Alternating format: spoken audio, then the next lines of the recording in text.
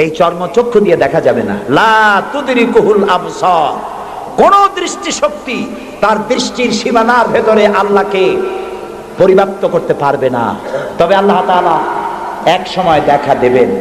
জান্নাতীদেরকে আল্লাহ তাআলা জিজ্ঞেস করবেন, ও আমার জান্নাতীরা, বেহেশতবাসীরা, দুনিয়া যেসব ওয়াদা করছিলাম এইসব কাম করলে জান্নাত পাইবা, তোমরা টাটকা টাটকা সুখগুলো বাদ দিয়া আমারে না দেখা, আমার দোজক না দেখা, জান্নাত না দেখা তাহাজ্জুদ করছিলা, দিন কায়েমের জন্য কষ্ট করছিলা, জেল খাটছো, জরিমানা দিয়েছো, ফাঁসির মঞ্চে চড়েছো, কিচ্ছু পরোয়া করো নাই, আমারে না দেখা তোমরা আমারে ভালোবাসছো, তো জান্নাতের যেসব ওয়াদা করছিলাম পাইছো? জান্নাতীরা বলবেন না, হায় আল্লাহ পাইছি। আল্লাহ তাআলা বলবেন ওয়ালাদাইনা মাজিদ, আমার কাছে আরো আছে। সুবহানাল্লাহ, সুবহানাল্লাহ, আরো আছে। বেহেশতীরা চিন্তা করবে এই এক থেকে আর আছে কি?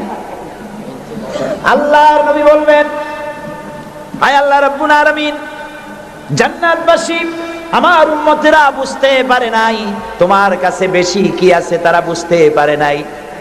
আল্লাহ রাব্বুল আলামিন, আমার উম্মতেরা, দুনিয়ার মানুষেরা তোমাকে না দেখে যারা তাহাজ্জুদের নামাজ পড়লো, রাতের আরামের ঘুমকে হারাম করে তাহাজ্জুদ পড়লো, যারা জিহাদ করলো, ময়দানে রক্ত দিল, শহীদ হলো, মা বাপ স্ত্রী পুত্র পরিজন ফেলে হিজরত করলো, জেল জরিমানা উঠালো, এত কষ্ট যার জন্য করলো, সেই সৃষ্টিকর্তা আল্লাহকে তারা এখনো দেখতে পায় নাই।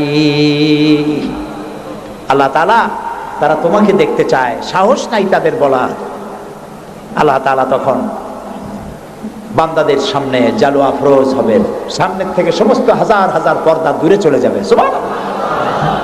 কোরআন শরীফে আছে আল্লাহ তাআলা রব, তিনি আমাদের কি রব। জালু আফরোজ হবেন জান্নাতীদের সামনে, রব তাকায় থাকবেন।